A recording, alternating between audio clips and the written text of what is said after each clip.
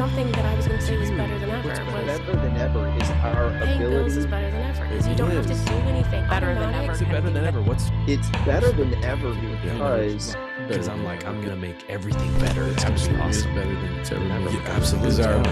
Yeah. We're gonna be thankful for things. Even if you use That's better than right. ever. Is this your water? No, that's yours if you want it. I got mine on the floor. Okay, I'm down gonna here. put mine on the floor here. Yeah. All right, let's roll. I do something that's bad, that's illegal, maybe. And here's what I do. I don't tell anybody. It's on a podcast though. I write in textbooks. I mean, in library books. and I always think like, hey, I have a PhD and I'm making this better. Hey, Dr. Bailey. Yeah. I think that's great. Yeah. Yeah. For the one or two students that will check it out during their time here. Unfortunately, right? Yeah. When we used to have I love the books. we used to have the little checkout slip, when it was last checked out, and you wonder Which I loved. when was this last checked out? Right. I just don't know. Anyway, so that's what I do. hate Well, that, but- Dr. Brooks, welcome to the podcast. Let's talk about all the things. So you are a musician, but how did you get an artist, a musician? How did you get here? How did you get in Abilene? I always want people to tell their story about how they got here. So where'd you Have start? we started? Or Yeah, we're started. This is it. Yeah, we're going. Do you want to do that one more time? No, this is great. This is perfect. No, this is jazz. I was drinking a Dr. Pepper. No, this is perfect. I need a pepper. I told you this is jazz. Like we're gonna. I like whatever, jazz. Whatever We're we gonna get. improvise. Yes, that's I like exactly that a right. lot, Yes. yeah. That's a great question to you as a musician. Yes, and I love all the arts. Yeah. And that's why I love what I do at Hardin-Simmons. But as far as myself as a musician, Yeah. it began with my parents. Okay. I mean, we had a home that was filled with music. Okay. But mom and dad are not trained musicians. They just love music and the arts. Really? Which was Yeah. it's wonderful. Yeah. And for me, quite honestly, I have a brother and two sisters Yeah. that wanted all of us to take piano. All right. Yeah. Yeah. So And- sometimes against our will, but we did it. That's a common story, right? I know. Yeah. And we had a wonderful piano teacher. Yeah. Mrs. In those days, because I'm a little bit older than you, Yeah. it was Mrs. Franklin Washburn. But Okay. she actually had a name, Dorothy. Okay. And her husband was a wonderful violinist with Okay. the Dallas Symphony. All right. But she was an amazing teacher. Yeah. And a great piano teacher. And we loved going down there. Their home was across from SMU. Okay. And that was very close to the Mrs. Baird's bread factory. All right. They had an outlet store. So mom and dad, when we went down there, mom would usually go in the outlet store Yeah. and buy treats that we could eat on the way home from Mrs. Baird's. That's where I grew I'm pretty from. sure. Love of music and sweets. I couldn't go in that store. It would be too bad. That I know. Like the fried, but they have fried pies. They did have the fried Oh, pies. my Yeah, gosh. Mrs. Baird's I had love all that those. stuff. Yeah. I love those so much. Yeah. It was just a wonderful opportunity Yeah. for mom and dad to understand. Mom and dad actually met at North Texas University. Okay, Well, yeah. North Texas State. Yeah. But University of North Texas now. But they went to school there, but they were not musicians, but they were surrounded by music. Right. And I think they felt it was important for our education, Okay. which it was. Yeah. I believe greatly that music connects our brains in amazing ways. Yeah. And you're a musician, so you Yeah. understand that Yeah, also. for sure. So we did that, and then at church, amazing church programs, Yeah. just amazing. Yeah. And my church, Park Cities Baptist Church in Dallas, Okay. great children's choir program. Yeah. We went to a mission of Park Cities later in Richardson, Texas. Okay. Great youth music program, Yeah. and so I was involved in all of that. Yeah. And then when I was going to, and then those are the days of great youth musicals and stuff we sang at church. But I wasn't a vocalist in high school or junior high. Mm-hmm. I was actually instrumentalist. I was in the band. That's what I did. What'd you do? I played euphonium. Okay. And I was drum major. All Richardson right. Golden Eagle Marching Band. Great. But anyway, back in the day. Very fast. Golden Eagle. Two different things. Yeah. But I love doing all of that. Yeah. And so when I went getting ready to go to university, I went to Baylor, and they said, "Oh, you're going to be a music major." And I said, "I will never be a music major. I'm pre-med. I'm not Really? not doing yeah, that's what I started. And then 4 music degrees later, That's funny. it all changed. Do you feel like I mean, you teach different students than I do, but I feel like students come in, I'm going to be engineering, I'm going to be pre-med, whatever. And then by the end of the second year, they're like a comm major. Yeah. But music is way harder, way harder than comm. But maybe kind of, okay, comm. Anyway. So you're taking piano lessons and then you play the euphonia, right? Is that what you said? Euphonium. Yeah, euphonium. Baritone okay. horn. Yeah. It's a great instrument to play when you're in high school. Yeah. There's not a call for it a lot after high school. Yeah, for sure. Yeah. But I went to Baylor, and my first year, I was in pre-med, but I changed into music because I felt God tugging my heart in that direction, cool. and that's how that all unfolded. Yeah, very cool. I don't know if you feel this way, but I kind of like looking back on the church and music and things like that. We would kind of put our hat in our hands and be like, well, this is just church music, and all as though it was not as good as radio music. But there's so many people who get their start in the church, and one of the main reasons is just the sheer repetitions, because you can do a Wednesday and a Sunday morning and a Sunday night and over and over and over again and get way, way, way better. There's a video floating around out there about all the pop musicians who started at church and worship bands. And anyway, that's a little aside. Well, and the uniqueness of it too, not only at Baylor, but later in my career in New York when I was at Juilliard, you wouldn't believe the number of students there. Church is where they started, and exactly church right. enveloped them and helped them grow as artists, and it's just a great thing. Yeah, you know? That's really cool. So did your parents play anything? No. Really? No, they didn't. Well, Mom played piano a little bit. Dad loved to sing. Really? Loved to sing. Yeah. You know, Was he Mom a good singer? Fighter. Huh? Was he a good singer? Yes, though? he was. He had a Good. very All right. nice voice. All right. Yeah, Nice. and he did that. He continued to do that throughout his life, and sang in church choir and all that sort of stuff. Yeah. Was all into all of that. Yeah. And they were both teachers. Yeah. It's what they did, public school teachers. Okay. All right. And so they exercised that. But Dad was math teacher, and Mom was back in the day, Richardson High School. Yeah. She was a business teacher in the sense that she taught typing and shorthand. Oh, yeah.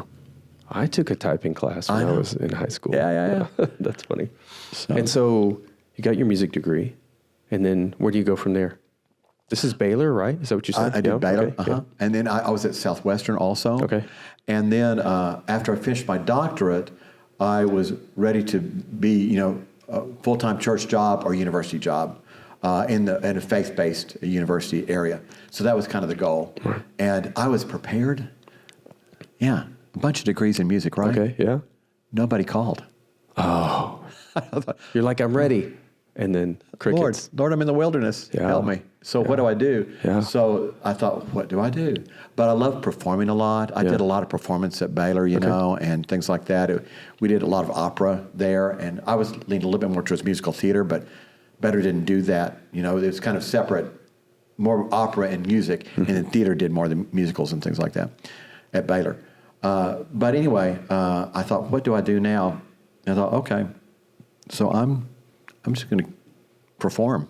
Okay. So I started auditioning. Okay. So I started doing a lot of auditioning, and then did some things in the Dallas area, and then did a summer season with Oklahoma Lyric. Loved that, which kept on leading to other things. You know, and then I ended up doing summer stock. Well, no, I guess after that, I started auditioning for a lot of different things and regional auditions and stuff like that. But I was auditioning. Was on a tour of A Christmas Carol and played Bob Cratchit. Okay. For many months. Yeah. And then when the tour came to the end, one of the actors said, "Hey, you're looking for a university job?" I said, "Yep, but I like what I'm doing." But he said, "You know, if you ever want to, Juilliard has a professional internship in arts administration. You might want to add that to your resume." And I thought, I kind of like that idea. Yeah. And I like New York. Yeah.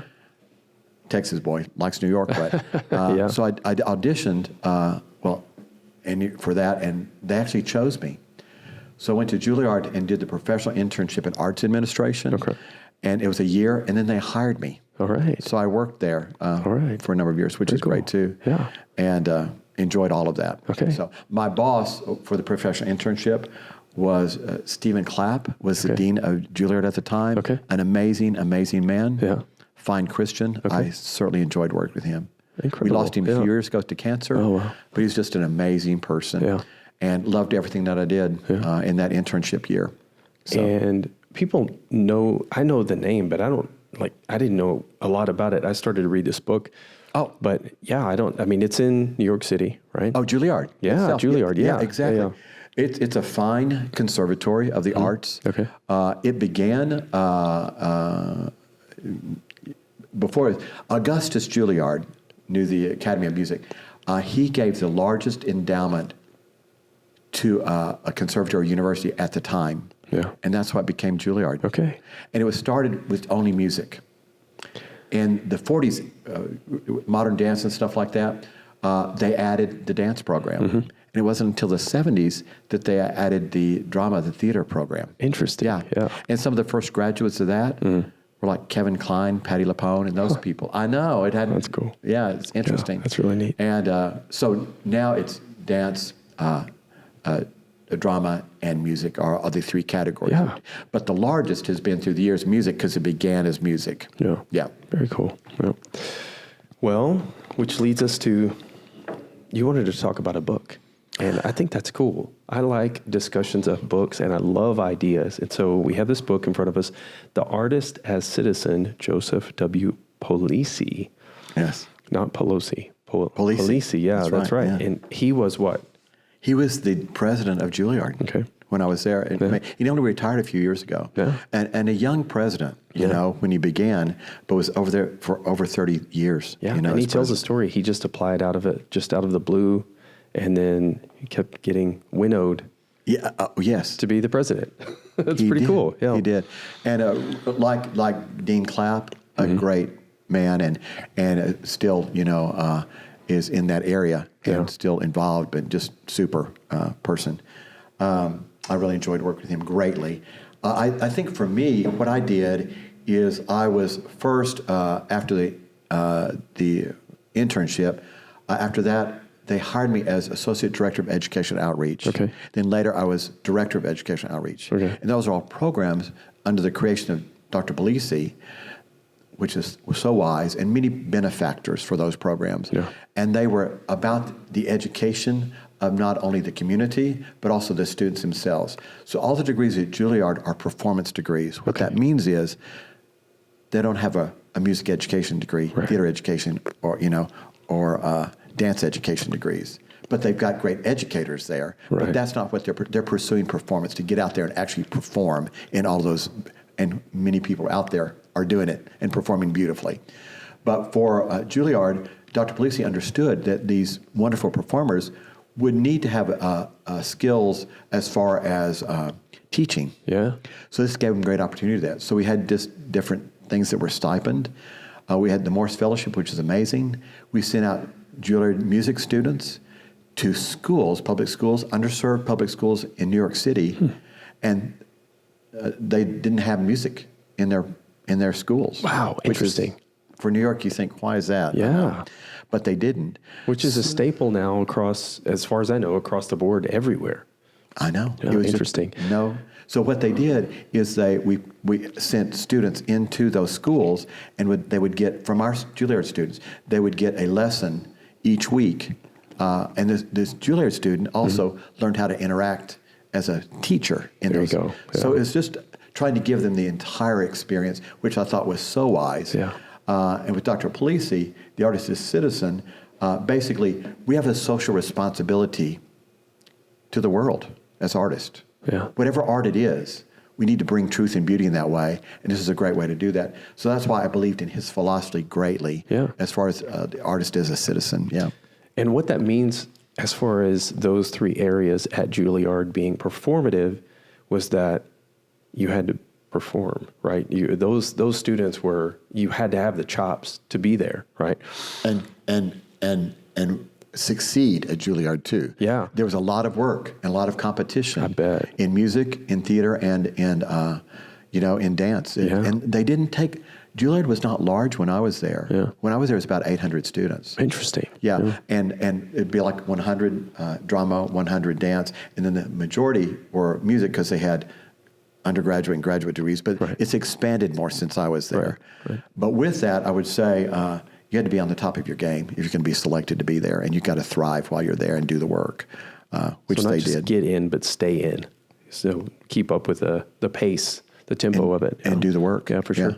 So before we get to this, before we get to him making his argument, how does art touch us, like the everyday person? Right. Yeah. How do you envision that? Like, what does that look like? And so we're in West Texas, and there's some oil field guy, and he goes, well, like, I don't deal with art, do I? Does he? He kind of does.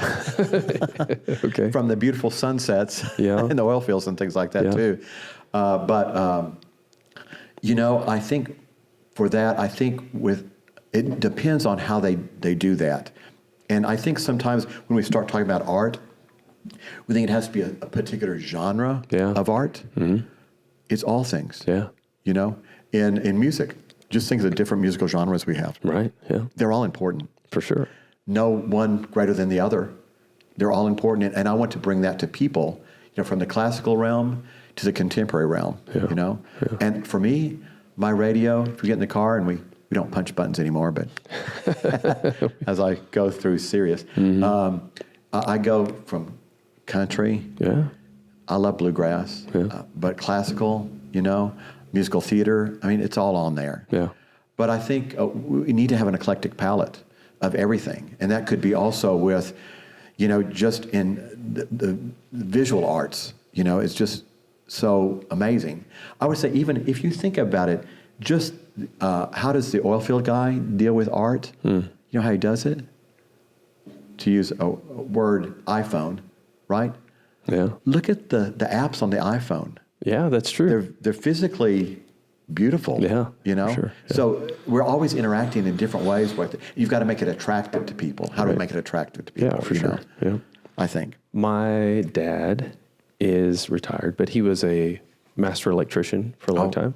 And so he didn't, as far as I know, he didn't play anything. He didn't really sing. Like, he would kind of low baritone hum at church, but not for real. Yeah, right. But that dude loves country music and loves like 60s, 70s rock and things like that. And so somebody would be tempted to say, like, well, I don't really, like, how do the arts affect me? And I would think, like, even over to Dad, like, he loved it so much that it absolutely does. And he's actually, like, way more of a musical critic in a good way. Yeah.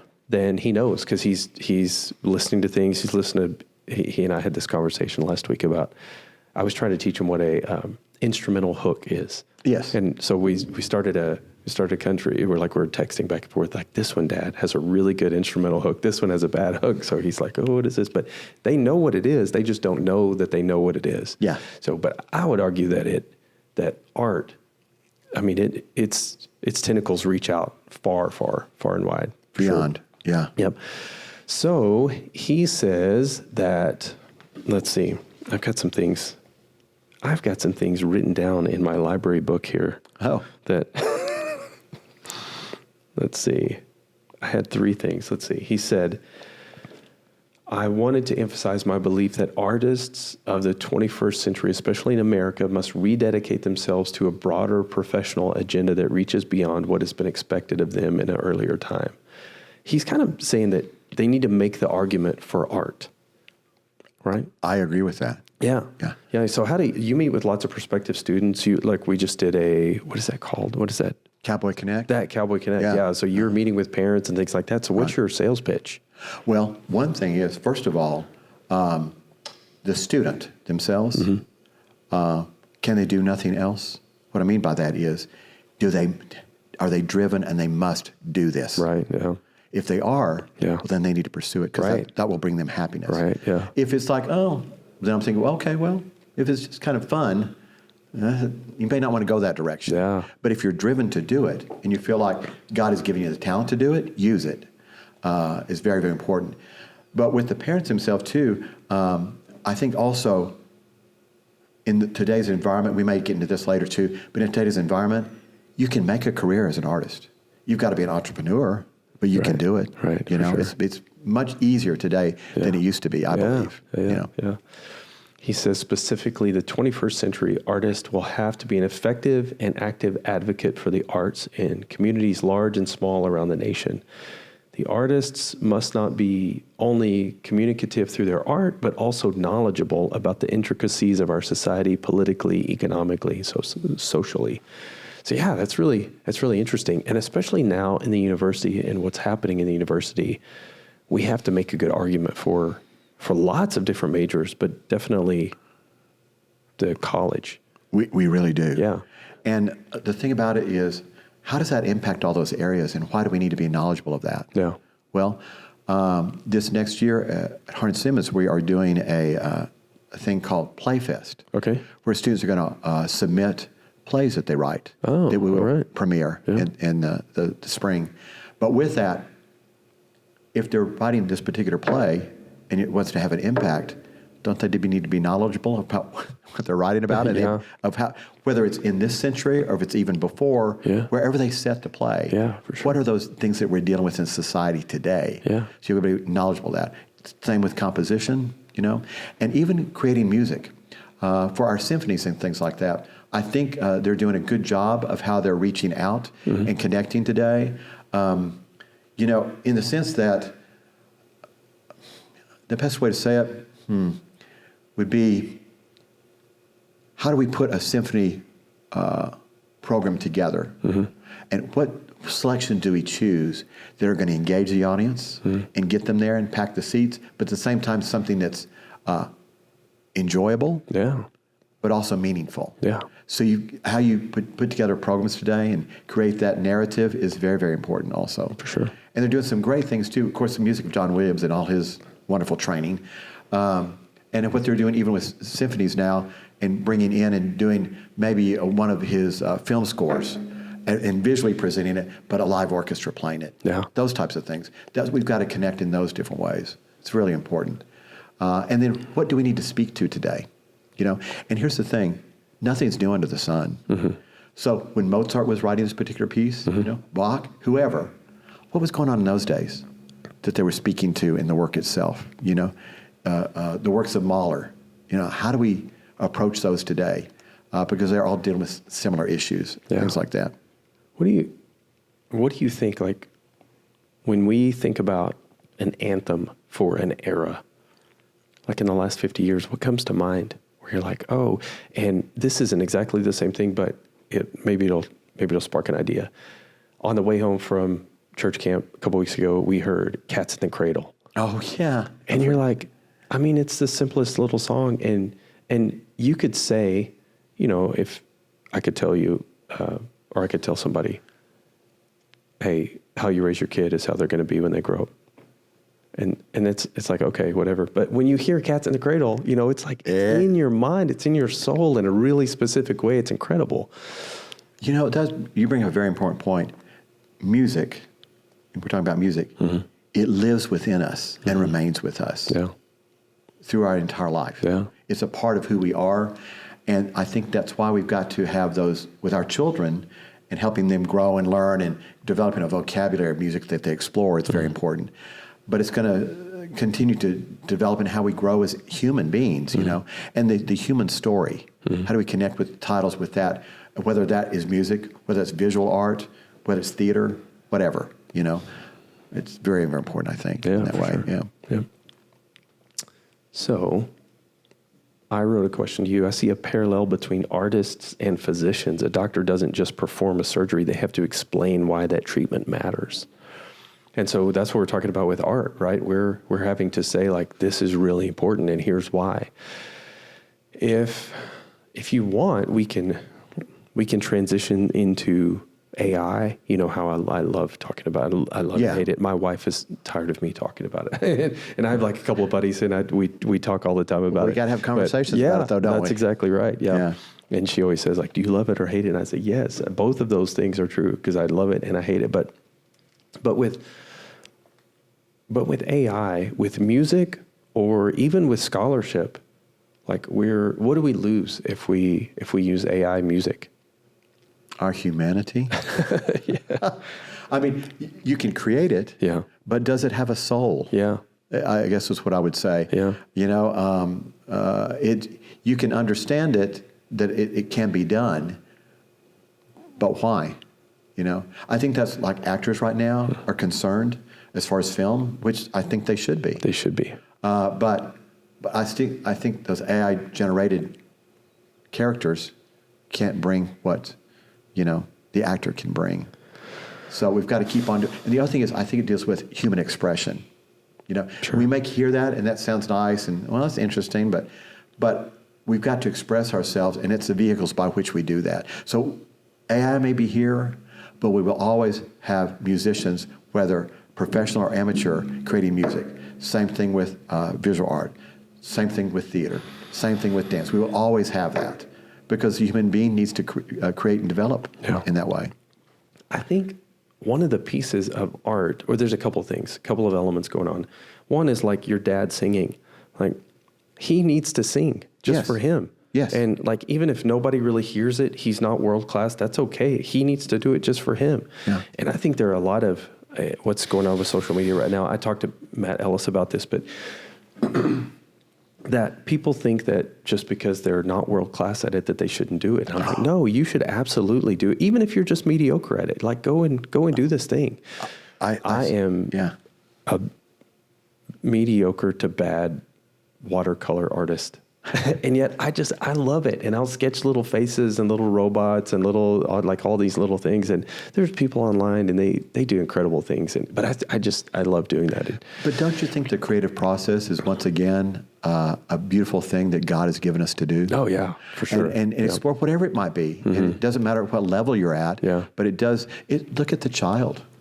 I mean, when we go in a restaurant and they've got the crayons and they color outside the lines, I'm thinking, good. Yeah. Right? Yeah. We've got the creative process as a part of us, and I think we need to create. Yeah, for sure. Yep. And the other part is that I don't think we don't know what's inside of us until we do the 50th or 100th iteration of something, you know, Yes. where you just keep exploring it. You're like, oh, there's this thing that I didn't know was in there. Write the 50th song, write the 100th song or something like that. And so that's something that AI can't get to because it doesn't know, it can't mine it. It can't mine what's in here. And also, we assume that we know what an audience wants. And sometimes you make something, you may have seen this before, where they're like in the old days of 10 tracks on an album. Yes. And the record label and the artist, they lead with number 1 or number 2 because they're like, this is the one. Mm-hmm. And it dies. But number 10, and audiences start to latch on, listeners start to latch onto that. And then they're having to play this 10th track at every single concert because that's what everybody wants to hear. And they're like, what in the heck? We didn't think it was going to be this, for sure. You never know how it's going to connect with people. Yeah. He says, let's see, as a communication scholar, I can't help but noticing that speech making and artistry share something in common. It is no longer enough to create something excellent. You have to persuade people why it has value. So in my speech classes, I'm having to persuade them about like, why does this matter? And because they're like, well, you just put it into AI. I'm like, no, the whole thing, it all matters. It all goes together. Art for sure, right? What happens when somebody learns to play an instrument? What happens? Like, do you know what? Like, you know, when somebody, you talked about connections in your brain. Yeah. Oh, yeah. yes. Like what happens when I start to learn a new instrument? Just the synapses. I mean, how we're creating and things like that too, and how the brain develops. You know, I'll give an example. Yeah. I have good friends through the years that are very fine musicians. Mm-hmm. They didn't choose to be a musician as a career. Mm-hmm. They chose to be a medical doctor. All right. Because there's connections that develop. Yeah. It's like Mozart. Mm-hmm. You know, people talk about playing Mozart when a child is young, and that was a big craze, which is okay. That's a good thing. But with that, I think the way the brain works and how we're formed and put together, I think we have the opportunity to grow the mind through music, through dance, through theater, all of those issues. And I think that's why art is always with us and why people are driven to create, regardless of whatever their profession is. Yeah. This doesn't happen very often, but every now and then there will be a movie or a TV show or something come out with no soundtrack. And it really changes it, because the music gives so many cues on how we should feel and like, Yes. deeper level of things. Yeah. Really true. Yeah. You talked about how musicians need to be, they can make it. It's easier to make it. So tell me more about that. Yeah.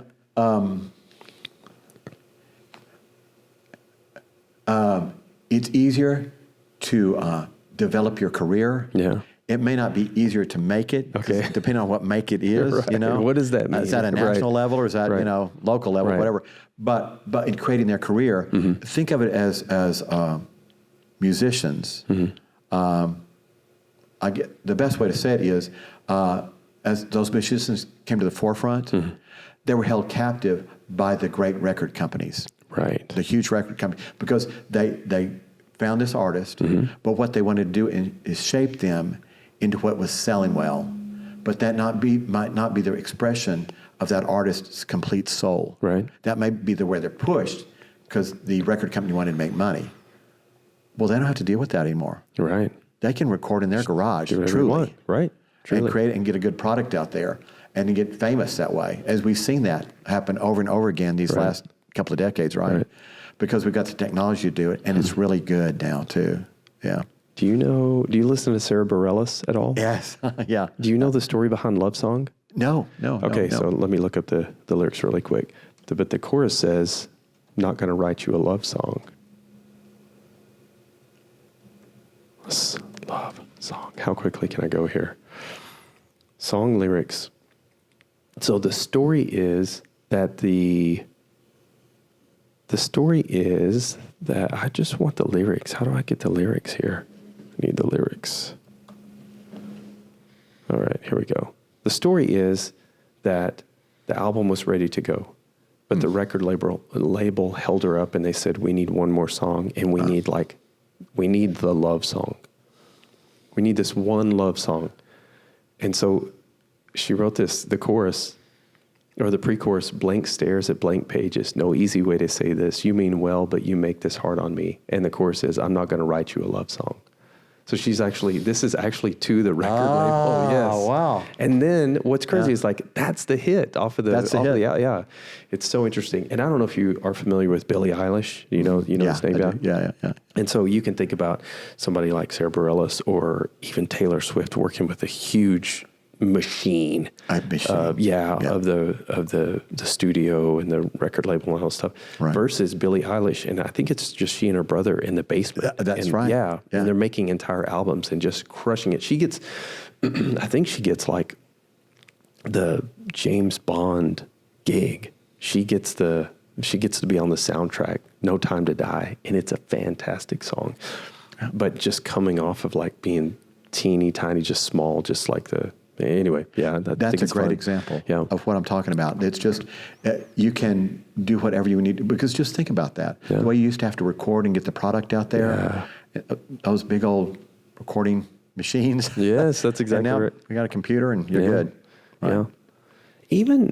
I think even as maybe a classically trained musician, you can reach an audience where you probably couldn't do that as easily. I agree with that too. Yeah. And if you think about streaming and getting the product out there, and I will tell you, when I was living in New York, this is probably early 2000s, I remember I was in Lincoln Center and I'd gone outside in front of the Met, but they'd put up a screen, a big old screen. Okay. And they were going to broadcast live from the Met in Lincoln Center, there by the fountain. Okay.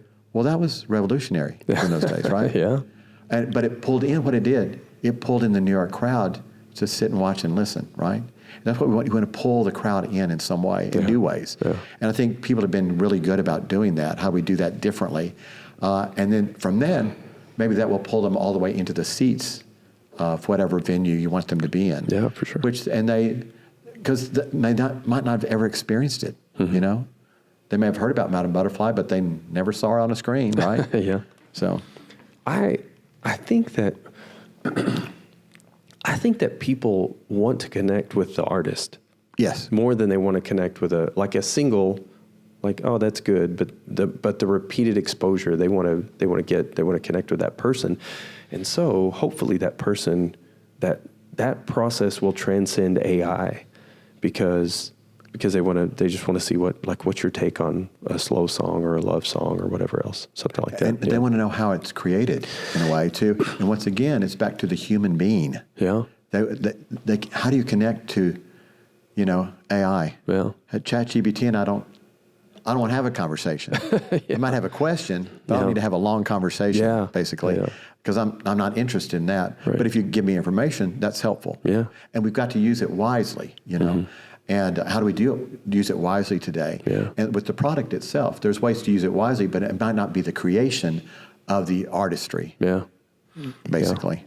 Yeah. And ChatGPT and AI, you have the world at your fingertips, but a lot of music, a lot of creative things are made because you didn't have all of it. You had to create a song only using an acoustic guitar or only using the things that you have here. And so that breeds incredible creativity. Right.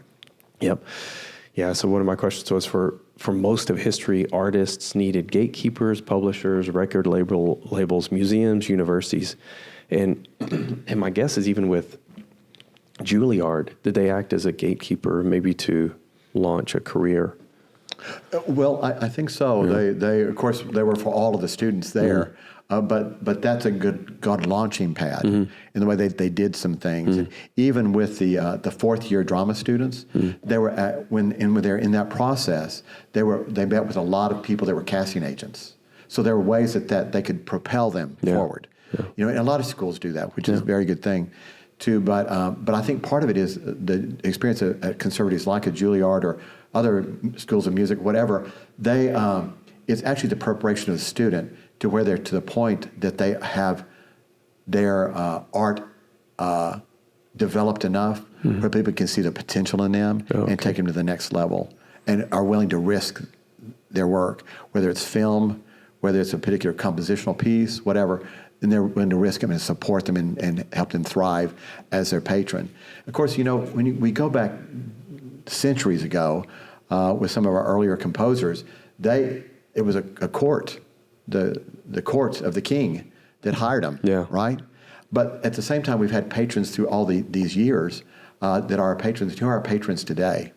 Well, we've got them around here, right? And we need patrons today for art's sake. Of course. And it might be, instead of being, a king or a queen, it is a particular company that's a patron of this particular artwork, which we need all of those things because it's expensive too.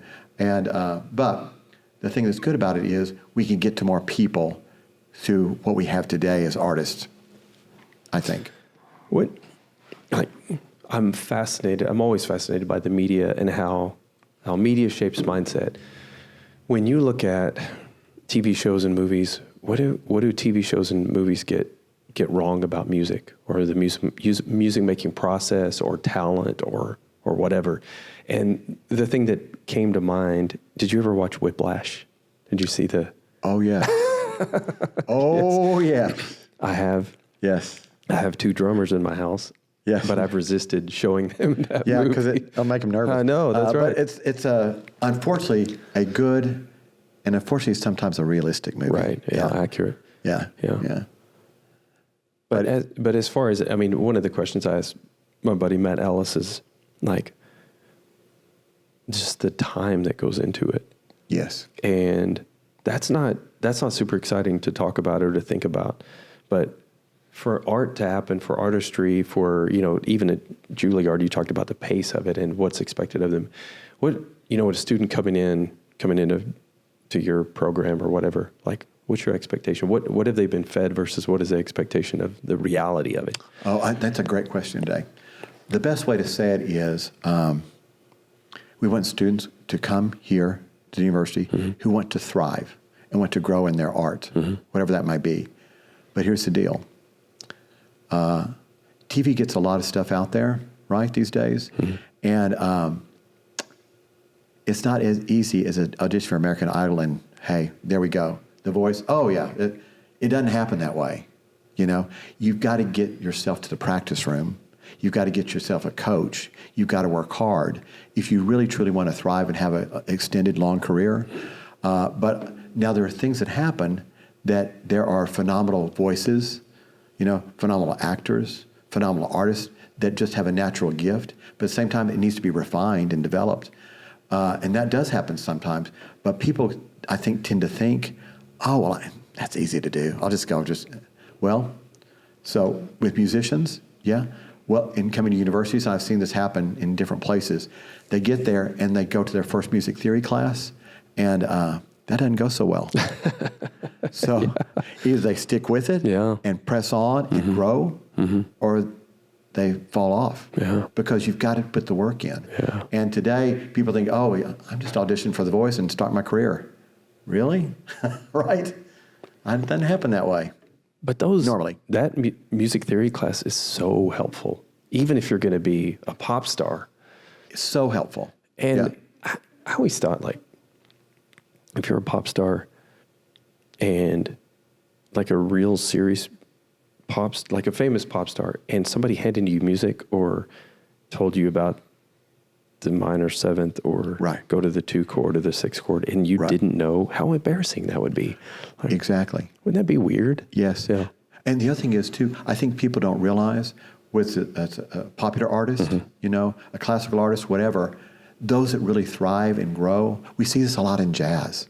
Just think about jazz artists and the knowledge that they have of harmonic progressions, whatever it might be, and how they improvise and put all that together. They've got to have that knowledge to really become greats at it. And that's what we want of our students, to be able to be great at it.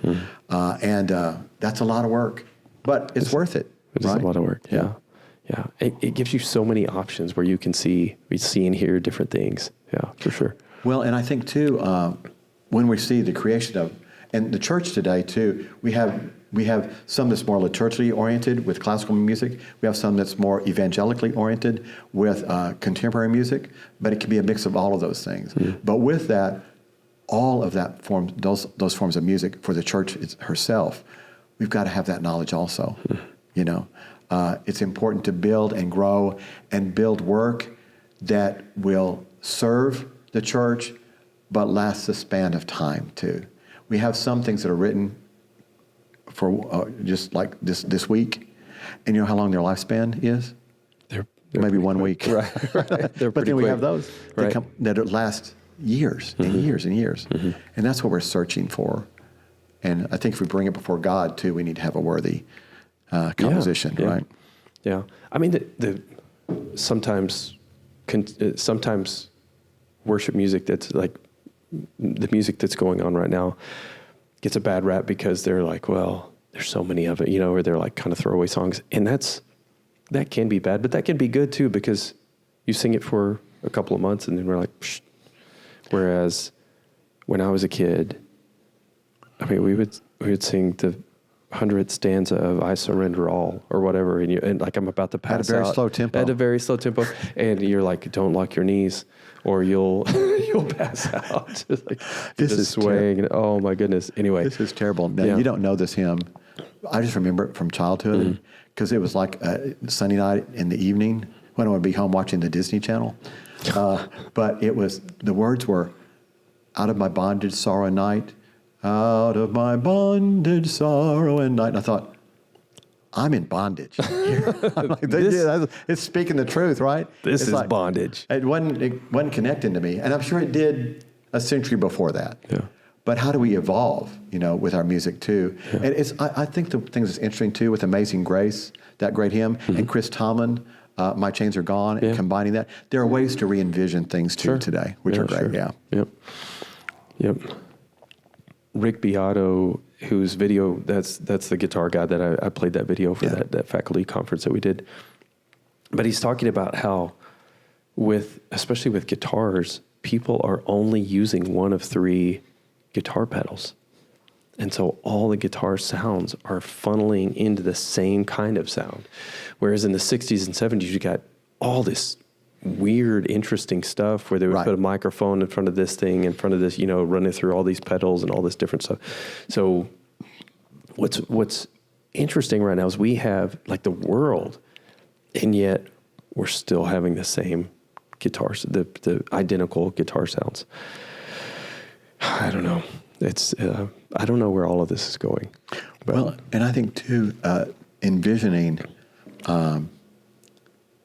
I think too, we have to be careful today with music today, because I think people can imitate and not create. Yeah. That's the biggest issue. But create what you have to give to the world. We've got to strive for that. Yeah. And that's what I want our students to do when they get out there. Yeah. I think something that we miss is, up until maybe 30 years ago, there was a piano everywhere. Oh, I know. And now we just don't really do that. We just put on a Bluetooth speaker or whatever. We don't really get together and sing. We don't sing anything. Right. Except I don't enjoy Christmas carolers. I don't enjoy Christmas caroling, and I don't enjoy Christmas carolers. People show up.